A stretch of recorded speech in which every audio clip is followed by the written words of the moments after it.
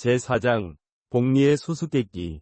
워런 버핏의 99%와 당신이 간과한 시간의 힘.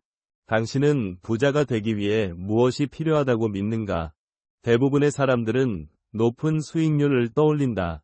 더 똑똑한 투자, 더 빠른 정보, 더 정확한 예측, 시장을 이기는 비법을 찾아 헤매고 단기간에 자산을 2배로 불려줄 은탄화를 갈망한다. 그러나 모건 작가는 이렇게 말한다. 좋은 투자란 반드시 최고의 수익률을 내는 것이 아니다. 당신이 오랫동안 지속할 수 있는 괜찮은 수익률을 내는 것이다.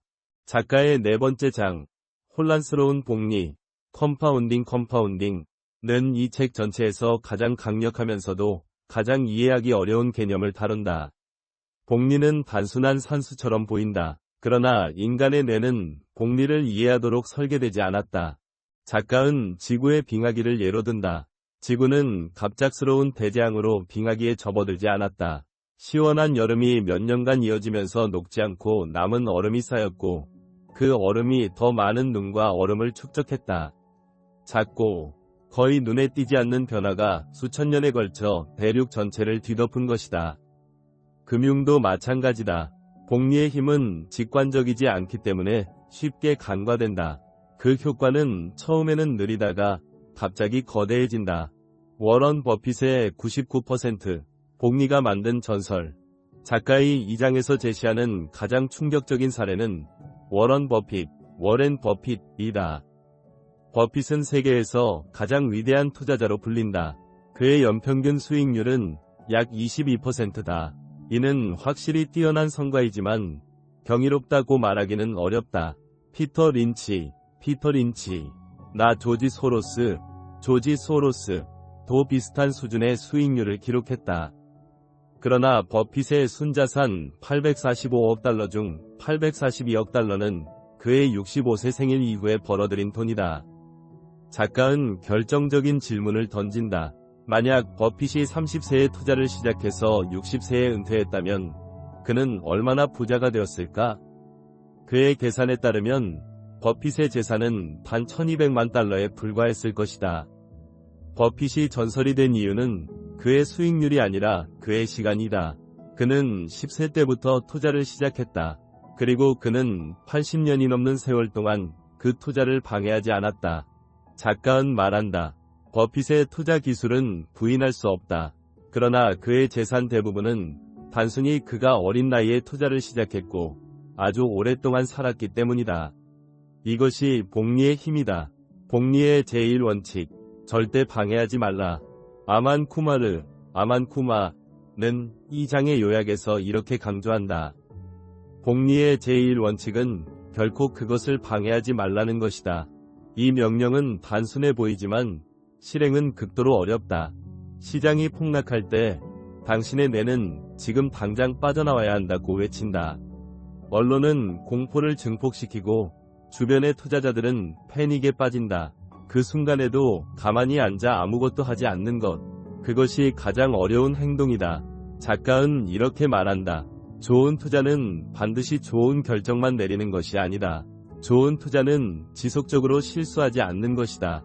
제임스 클리어는 이 통찰을 아주 작은 습관의 힘에서 정체성 기반 습관으로 설명한다.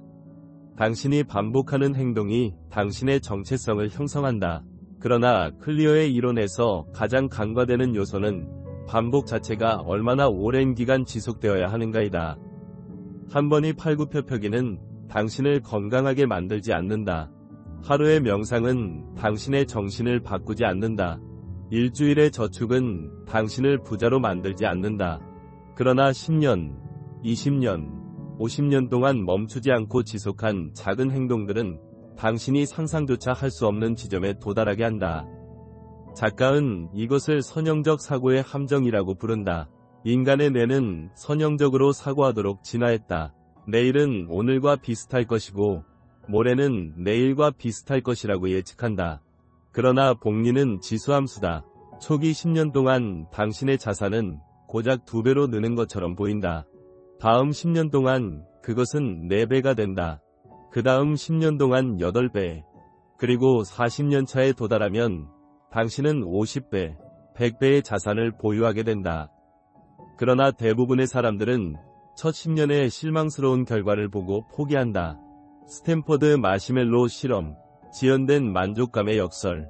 작가의 이 장에서 인용하는 또 다른 연구는 스탠퍼드 대학의 마시멜로 실험이다. 1960년대 후반, 월터 미셸은 4세 아이들에게 마시멜로 하나를 주고 이렇게 말했다. 지금 당장 먹을 수도 있지만 15분만 기다리면 마시멜로를 하나 더 주겠다. 일부 아이들은 즉시 마시멜로를 입에 넣었다. 다른 아이들은 눈을 가리거나 노래를 부르거나 종을 차며 15분을 버텼다. 수십 년 후의 후속 연구는 충격적인 결과를 보여주었다. 15분을 기다린 아이들은 그렇지 않은 아이들보다 SAT 점수가 평균 210점 높았고 더 나은 대학에 진학했으며 더 높은 소득을 올렸다. 이 실험은 지연된 만족감의 힘을 증명하는 고전으로 자리 잡았다. 그러나 작가는 이 실험의 금융적 함의에 주목한다.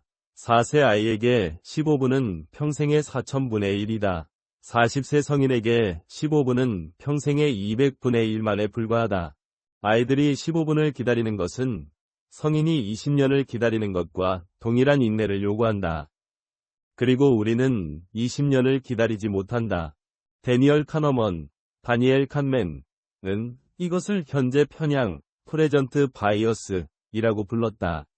인간은 미래의 보상보다 현재의 보상에 과도한 가치를 부여한다.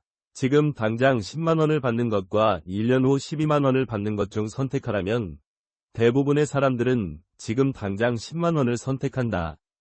이것은 비합리적이다. 연 20%의 수익률은 어떤 투자 상품도 제공하지 못하는 초고 수익이다.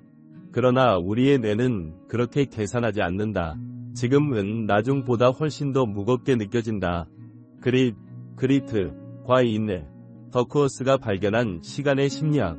안젤라 더버스는 그리트를 매우 장기적인 목표에 대한 열정과 인내로 정의한다. 그러나 더크워스의 연구에서 간과되는 점은 그릿이 단순한 버팀이 아니라 버티는 동안 포기하지 않는 구체적 전략이라는 사실이다. 그녀의 연구 대상이 된 웨스트포인트 사관생도 내셔널 스펠링 비 참가자, 아이비리그 학생들은 모두 공통된 패턴을 보였다. 그들은 매일의 작은 승리를 경험했다. 더크워스는 말한다. 그릿은 단순히 참는 것이 아니다. 그릿은 당신이 어제보다 오늘 더 나아졌다는 증거를 매일 확인하는 과정이다. 작가의 복리 개념은 이 더크워스의 그릿 이론과 정확히 수렴한다. 당신은 20년 후에 거대한 부를 보며 인내할 수 없다. 그것은 너무 추상적이고 너무 멀고 너무 믿기 어렵다. 그러나 당신은 오늘, 이번 달, 올해의 작은 자산 증가를 확인할 수 있다. 그리고 그 작은 승리들이 쌓여 당신이 20년 후에 도달할 거대한 부의 초석이 된다. 더크워스는 이렇게 말한다. 그만두는 대신 매일 꾸준히 최대한의 노력을 기울이기로 결심해야 한다. 변명하지 않고 계속해서 최대한의 노력을 기울인다면 성공할 운명이다. 그러나 작가는 이 매일의 노력이 단순한 근면 이상의 의미를 지닌다고 말한다.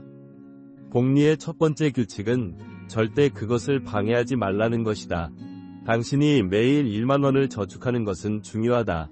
그러나 더 중요한 것은 당신이 그 1만원을 30년 동안 단 하루도 거르지 않고 저축하는 것이다. 그리고 가장 중요한 것은 당신이 30년 동안 그 돈을 건드리지 않는 것이다. 성장 마인드셋의 오해, 드웨기 말한 지속과 전략의 경계. 캐럴 드웩의 성장 마인드셋, 그로스 마인드셋은 종종 무조건적인 긍정으로 오해된다. 노력하면 무엇이든 될 수 있다. 는 식의 단순한 희망사항으로 변질되곤 한다. 그러나 드웩 자신은 이 오해에 대해 여러 차례 경고했다. 성장 마인드셋은 노력만 하면 된다는 메시지가 아니다. 그것은 전략을 바꾸고 피드백을 수용하고 더 나은 방법을 찾으라는 메시지다. 이것은 복리의 원칙과 모순되는 것처럼 보인다. 복리는 가만히 있는 것을 요구하기 때문이다.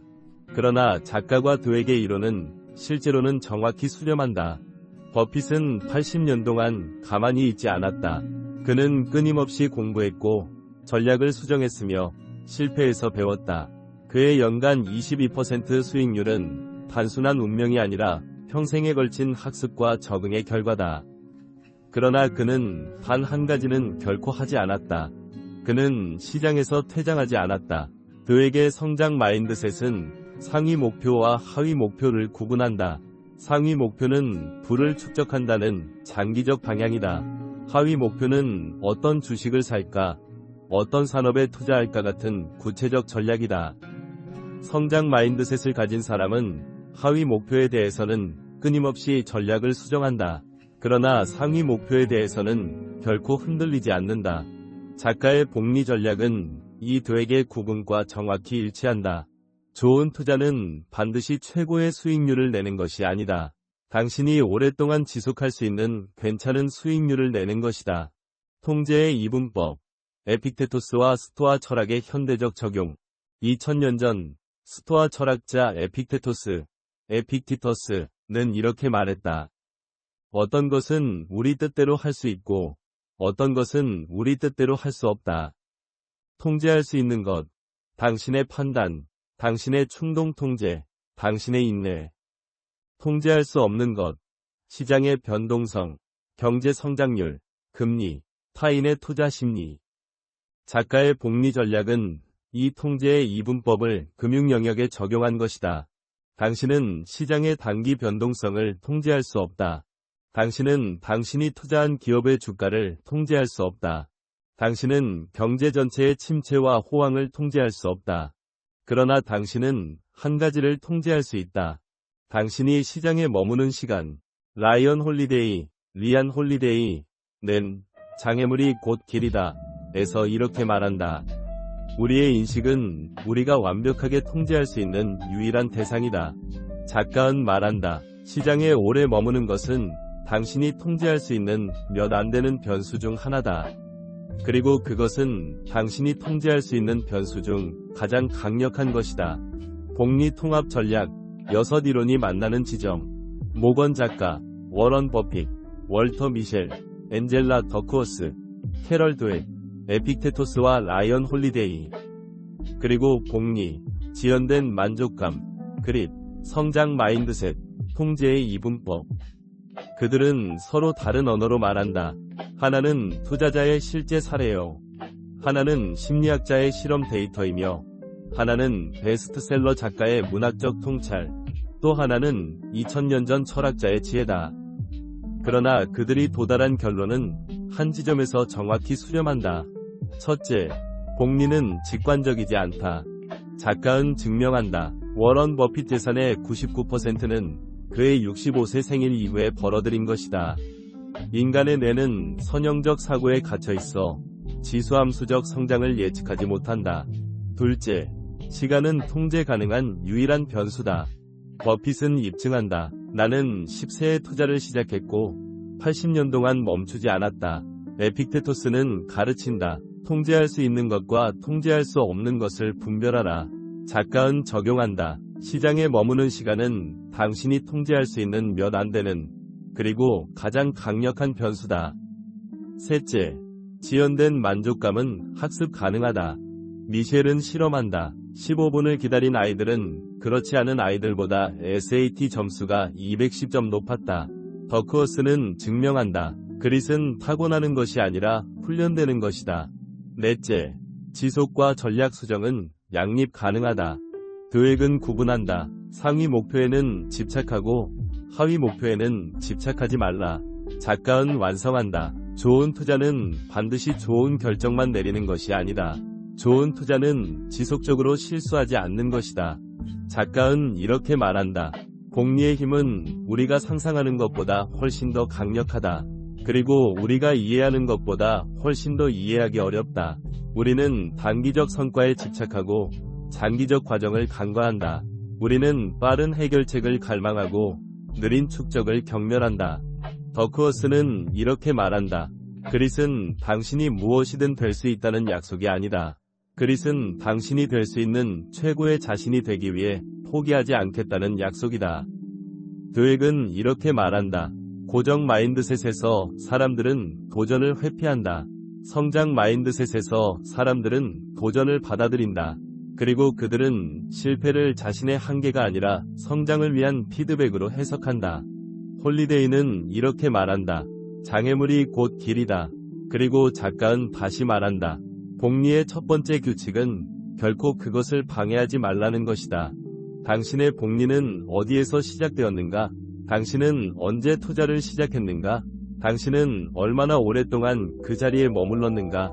당신은 시장이 폭락할 때마다 도망쳤는가? 아니면 가만히 앉아 있었는가? 당신의 그릿은 어디를 향하고 있는가?